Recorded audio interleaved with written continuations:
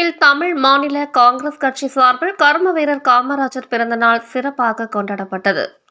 தஞ்சாவூர் மாவட்டம் கும்பகோணத்தில் தமிழ் மாநில காங்கிரஸ் கட்சி சார்பில் காமராஜர் பிறந்த நாளை முன்னிட்டு மாவட்ட தலைவர் PS சங்கர் ஆலோசனையின்படி மாநகர தலைவர் அருண்குமார் ஏற்பாட்டில் மாநில செயற்குழு சிறப்பு அழைப்பாளர் நடுவக்கரை கிருஷ்ணமூர்த்தி கலந்து கொண்டு பாலக்கரையில் உள்ள காமராஜர் சிலைக்கு மாலை அணிவித்து மாணவர்களுக்கு நோட்டு, பேனா மற்றும் இனிப்பு வழங்கினார்.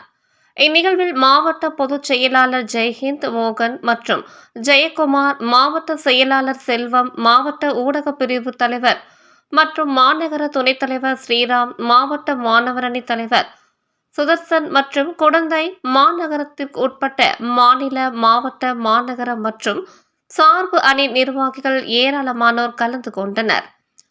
டெல்டா மலர் செய்திகளுக்காக கும்பகோணத்தில் இருந்து சரவணன்.